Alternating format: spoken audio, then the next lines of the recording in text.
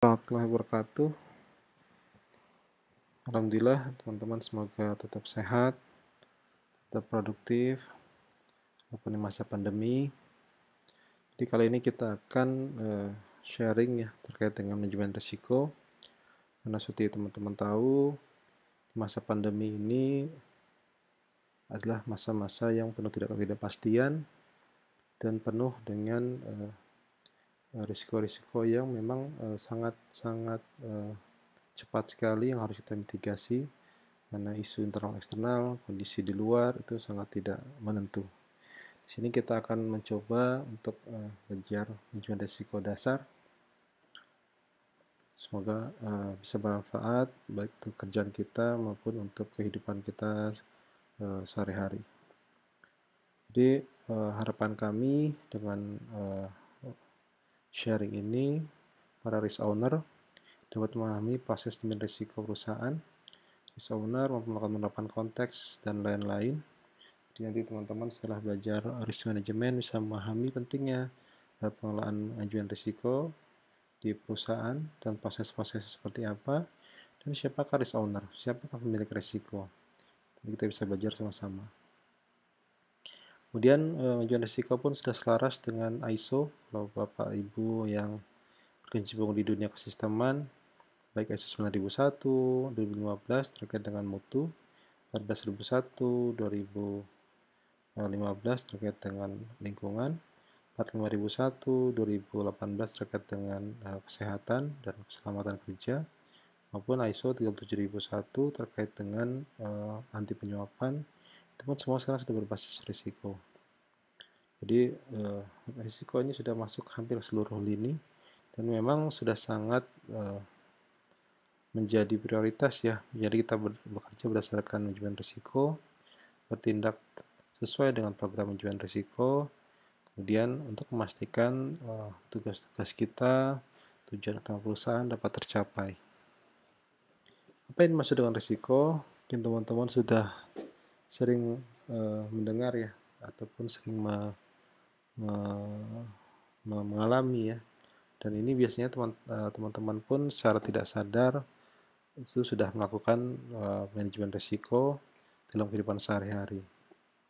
Jadi menurut ISO 30001, risiko adalah suatu ketidakpastian yang berdampak pada sasaran. Ada 3 kata kunci di sini, yaitu ketidakpastian. Ketidakpastian ini bisa dari dalam maupun dari luar.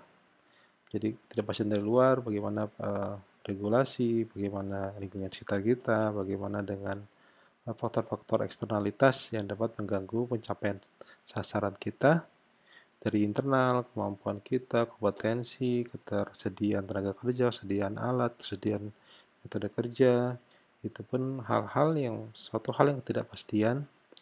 Kemudian kata kunci kedua berdampak. Nah, berdampak ini bisa berdampak negatif, juga bisa berdampak positif. Dalam ISO 30001 itu sudah diperkenalkan namanya risiko positif, yaitu opportunity. Jadi tidak selalu hal-hal yang berbau risiko itu selalu negatif, bisa juga positif, yaitu terkait dengan opportunity atas suatu proses atau opportunity yang disebabkan dari mitigasi risiko tersebut. Jadi kata kunci kedua berdampak itu bisa positif, bisa negatif. Nah, yang ketiga yang sangat penting adalah sasaran. Risiko, perlu teman-teman ingat, risiko ada kan ada sasaran. Teman-teman tidak punya sasaran, berarti tidak ada risiko. Teman-teman mau berangkat pagi, harus ke kantor jam 8 pagi, nyampai Sudirman misalkan, teman-teman punya risiko tidak sampai Sudirman jam 8. Tapi kalau teman-teman hanya rebahan di rumah, mau macet seperti apapun itu, teman-teman tidak punya risiko. Kemacetan di Bandung yang parah sekali misalkan, itu tidak menjadi risiko kita yang tinggal di Jakarta. Karena kita tidak punya sasaran untuk ke Bandung, atau tidak punya sasaran aktivitas di Bandung.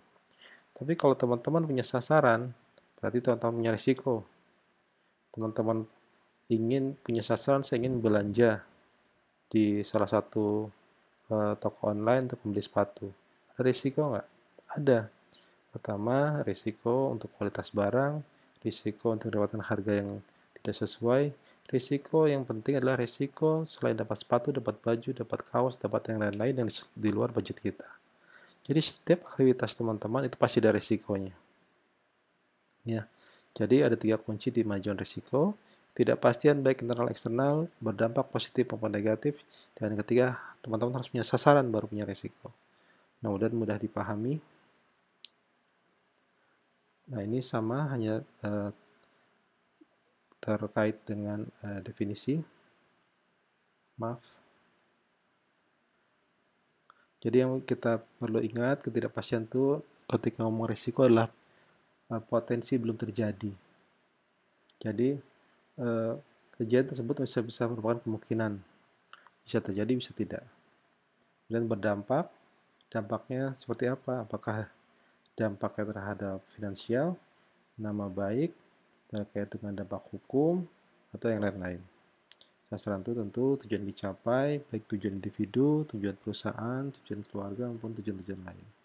Jadi manajemen resiko ini teman-teman bisa pakai untuk urusan perusahaan, urusan pribadi, maupun urusan yang lain. Contoh tadi kita mau belanja, misalkan disuruh istri belanja, kita punya risiko belanja tidak sesuai apa yang diminta. Kita punya tugas untuk membuat makalah dari kampus, kita punya risiko makalah itu tidak sesuai atau tidak diterima ataupun hal-hal yang seperti itu. Mudah sekali bukan teman-teman? Kemudian ada hal lagi yang perlu kita perhatikan. Risiko adalah potensi. Jadi ketika ngomong risiko adalah potensi karena belum terjadi. Tapi kalau sudah terjadi, risiko itu terpapar atau sudah jadi masalah, jadi problem. Jadi kalau teman-teman, oh saya ada kesiangan nih, gitu. Itu sudah jadi problem. Tapi ketika kita bilang, aduh ini sudah malam sebelum bisa tidur nih, saya punya resiko besok kesiangan. Itu berarti potensi terjadinya adalah kesiangan. Itu hal yang perlu teman-teman ingat, risiko adalah potensi. Ya, potensi belum terjadi. Tapi ketika kita berbicara suatu fakta, oh saya sudah kesiangan, itu adalah problem. Atau resiko sudah kita pikirkan di malam itu sudah terjadi. Kemudian ada dua, ini kita skip dulu, khawatir membingungkan. Di sini ada kasus, Anda memiliki saham dengan harga 1.000 per lembar. Risiko di sini diartikan ketidakpastian dan dapat menyebabkan harga saham turun di bawah 10.000 per lembar. Kalau teman-teman punya saham yang 1.000 rupiah, ini 1.000 rupiah per lembar, teman-teman ketika punya target, misalkan saya punya target nanti saya beli sekarang 1.000, saya punya target di akhir tahun menjadi 2.000. Berarti teman-teman punya sasaran menjadi 2.000 rupiah, itu teman-teman jadi punya resiko. Resiko saya adalah bisa jadi harga ini turun di bawah 1.000 atau harganya turun menjadi 1.500, tetap naik menjadi 1.500 tapi tidak sesuai dengan sasaran yang kita capai 2.000 rupiah. Atau bisa juga opportunity, bisa jadi harganya 2.500 menjadi di akhir tahun. Nah, hal-hal seperti itu adalah contoh-contoh dari potensi risiko. Tapi kalau kita bilang, oh saya beli saham 1.000 rupiah, saya tidak punya sasaran. Misalkan, wong sugih, orang kaya, mau harga jadi 500 ataupun sahamnya habis, atau jadi 20.000 atau jadi 1 juta per lembar, saya tidak masalah. Berarti dia tidak punya risiko karena dia tidak punya sasaran. Jadi yang perlu teman-teman ingat, risiko muncul ketika teman-teman punya sasaran. Kalau teman-teman tidak punya sasaran, teman-teman tidak ada risiko. Ya. Kalau saya punya sasaran dari Cawang ke Bandung, harus nyampe Bandung jam 8 pagi, itu berarti saya punya risiko karena saya punya sasaran untuk sampai Bandung jam 8 pagi. Tapi kalau saya tidak punya sasaran, saya tetap di Cawang, saya tidak harus ke Bandung, tidak harus ke kota B, kota C, ya saya tidak punya sasaran, berarti saya tidak punya risiko. Mudah-mudahan mudah dipahami. Ini ya contoh kuis, ini saya dapat materi juga dari salah satu guru saya ketika mengambil CRMO. Kuis. Ini gambarnya mungkin tidak sesuai ya. Yang ditanyakan, yang manakah yang risiko? Risiko tertabrak mobil atau risiko eh, luka parah? Ada yang bisa jawab? Betul. Tanyakan dulu, sasarannya apa? Oh, sasarannya saya mau menyeberang jalan. Ketika saya mau menyeberang jalan, tentu saya punya risiko tertabrak mobil. Dampaknya apa kalau tertabrak mobil? Ya luka parah tadi. Jadi di sini yang namanya risiko adalah ketika belum terjadi. Kalau gambar tadi, gambar di samping itu sudah terjadi, ya itu sudah gambar tidak sesuai. Tapi ketika teman-teman punya sasaran untuk menyeberang jalan, teman-teman punya risiko tertabrak mobil. Ketika tertabrak mobil, teman-teman ketika ketabrak jedeng aja. Dampaknya apa? Dampaknya bisa luka parah. Mudah-mudahan mudah dipahami. Oke. Nah, ini filosofi dari manajemen risiko, teman-teman ya. Tetap teman-teman ingat tadi risiko adalah ketidakpastian yang berdampak pada sasaran. Tadi ketidakpastian bisa dari eksternal maupun internal faktor. Kemudian yang berdampak bisa positif, opportunity, atau negatif jadi loss. Nah, terhadap sasaran. Yang perlu teman-teman ingat, eksternalitas dan internalitas itu sangat berpengaruh terhadap sasaran, berpengaruh terhadap risiko. Ketika terjadi inputan eksternalitas baru atau internalitas baru, atau isu-isu eksternal baru, itu teman-teman harus segera memitigasi terhadap risiko yang sudah diidentifikasi tadi.